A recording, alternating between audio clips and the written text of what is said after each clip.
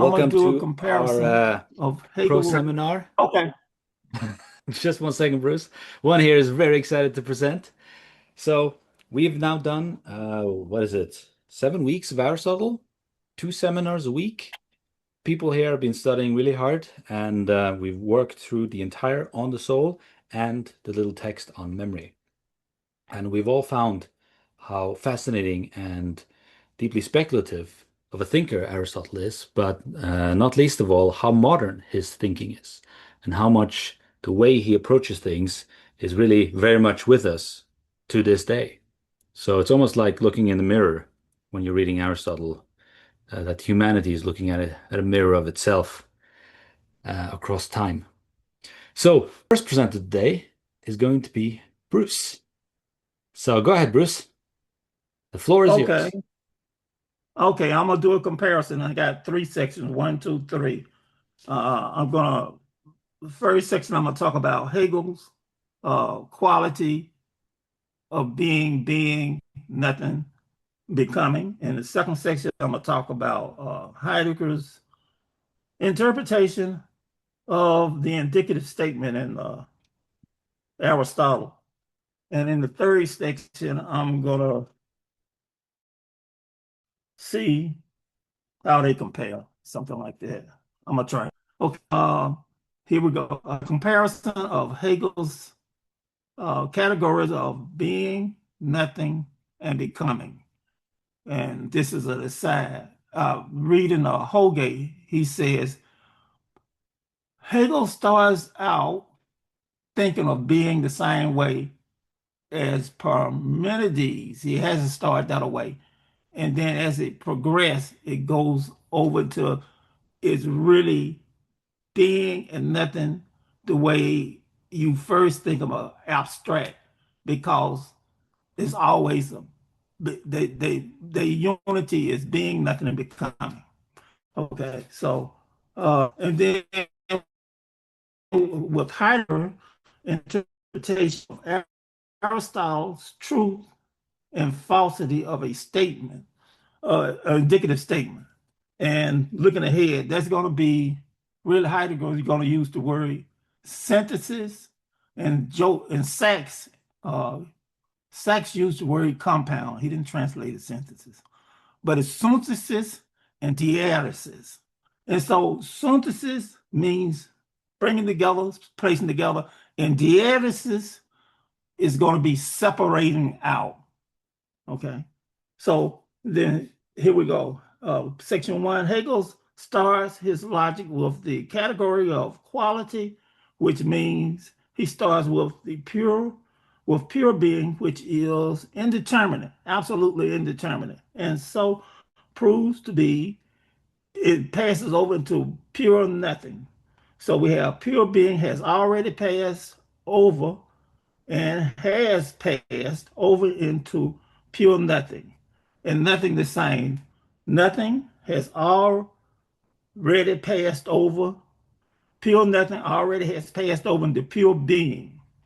And so what they prove to be in the end is a becoming that unifies them. All right, section two, Heidegger's interpretation of the indicative apophonic, I think in Greek, is more like showing indicative statement. Aristotle said what makes the statement able to be true is its possibility of being false. And this is going to be its possibility of being false, and it's going to have to be synthesis. And Zach's call it compound. It's going to have to be a synthesis. And a false statement can be false only in the case in which it is a synthesis. So the statement has the elements of synthesis and a separating out. Now, this is very interesting because a synthesis is something to be. It doesn't necessarily have to be. You can make it like an affirmative statement. It can be true, but you can do a deception or make a mistake. So the synthesis can be false or true. And the same thing with a separating out. than not.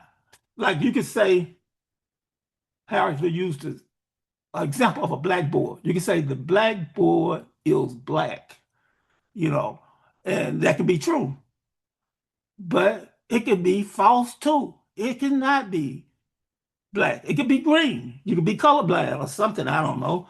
And it could be a different color. Separating out is the same way. The negative, you can separate out and say the blackboard is is green. The blackboard is not black. And that can be true. But you can say the blackboard is you can say the blackboard is not you can say the blackboard is not green and is green. And they can be true and false. How would I put it?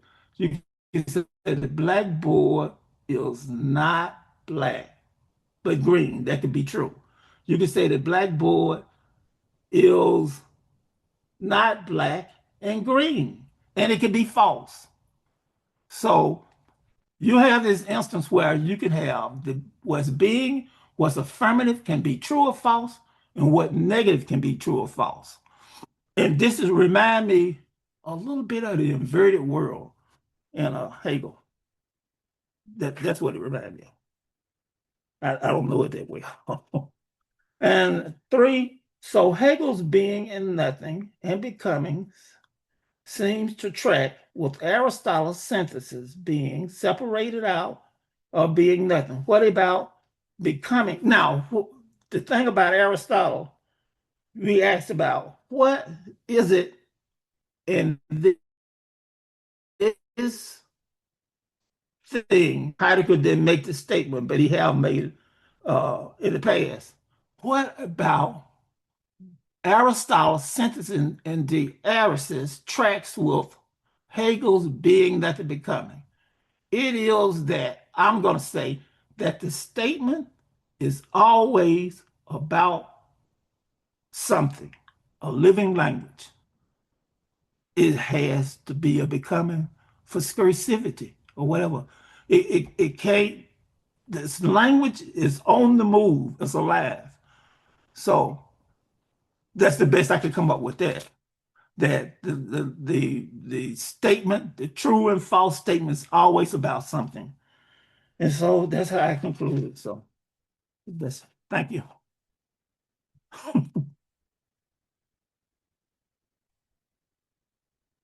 Thanks so much, Bruce. Yeah. Very interesting talk about three very different and monumental figures in the history of thought. Mhm. So well done to cut a red thread between the three of them. Yeah. Will you take some questions? Is that okay? Yeah, it's okay. I'll All try. right. Uh, so when you say in Aristotle, statements always about something, and did you see this in the case of his analysis of judgment? I saw it. I'm going to tell the truth. I saw it because I've read about intentionality, and that comes out of I guess Greek, Edmund Husserl and Heidegger's interpretation of it, and what a statements always about something, always of something that would make it intentional. So that's how I come up with that.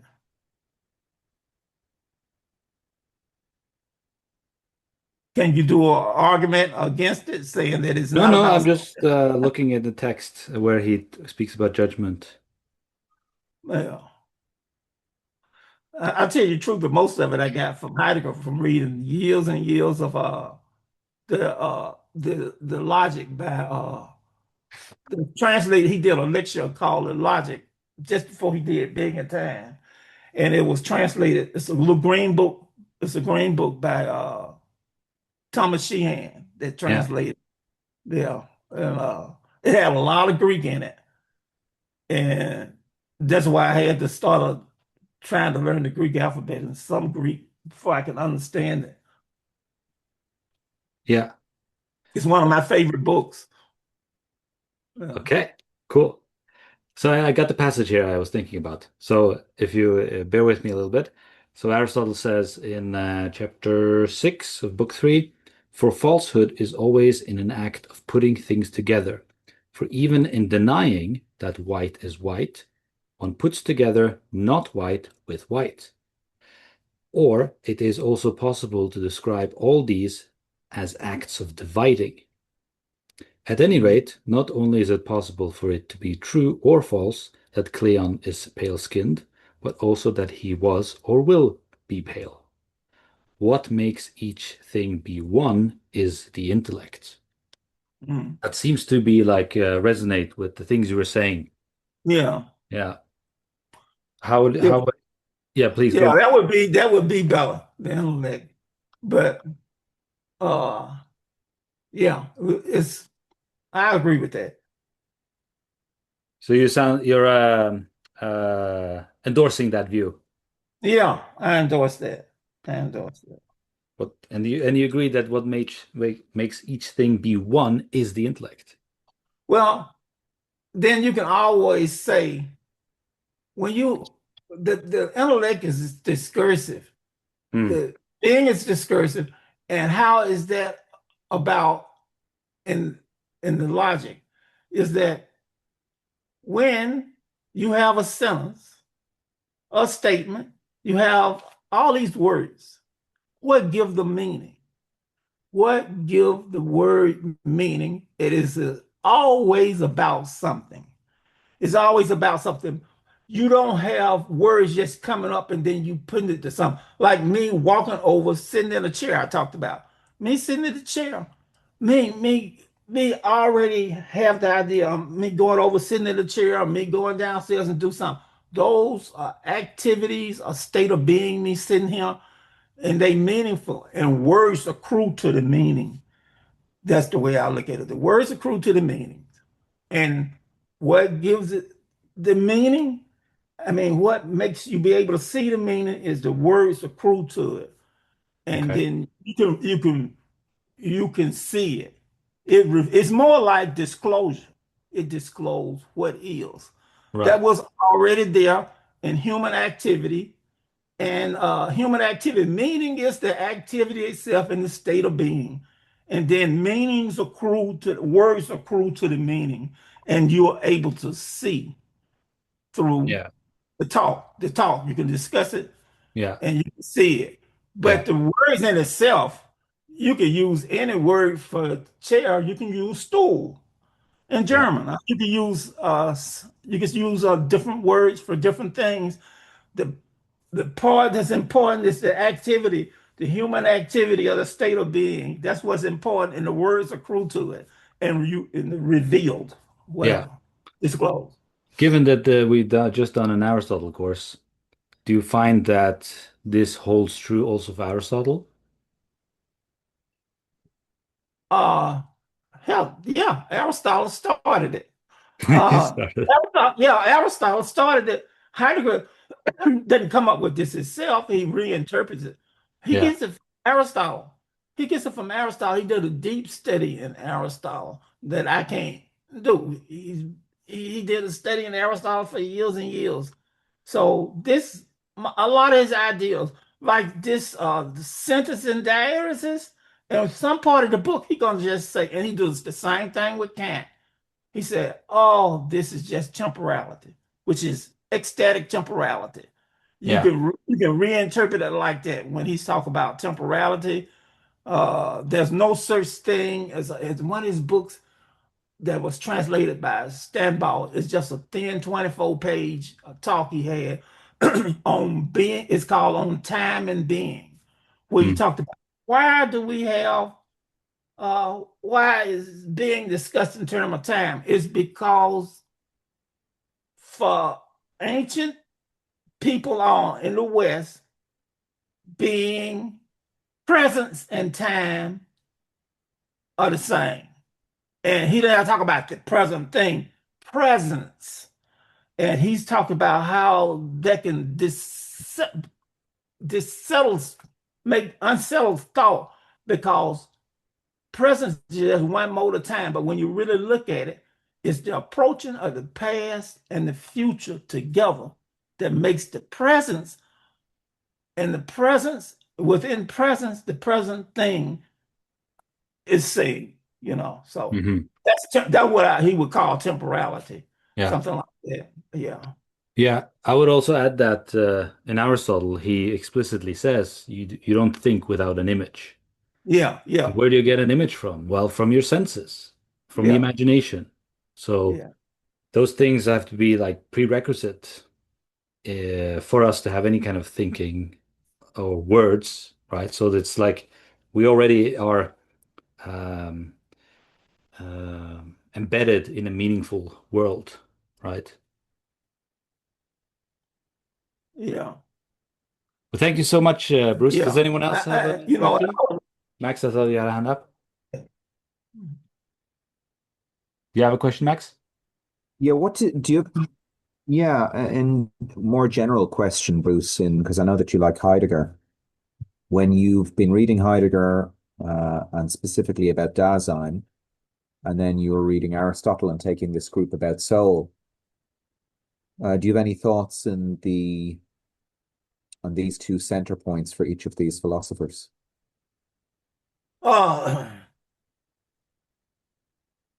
it's like Heidegger got a lot of his reinterpreted a lot of Aristotle and a lot of Kant. He got this thing called a retrieve, where you take people say, "Oh man, Heidegger changing other people thinking." Somebody told me that. He's not. He's telling you what he's doing. He's taking Aristotle, he's taking Kant, and he's taking the past of what you call a tradition that's handed over to him.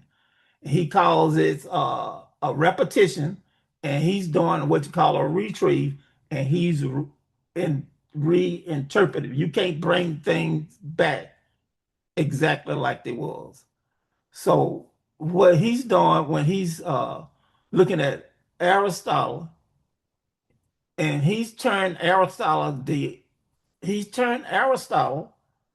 through the book. He always start with people like Aristotle, and he goes through the Middle Ages, and he's taking Aristotle's thoughts like you just have to take my word for the arises and the sentences and separating out, and in the end he's gonna say it's temporality.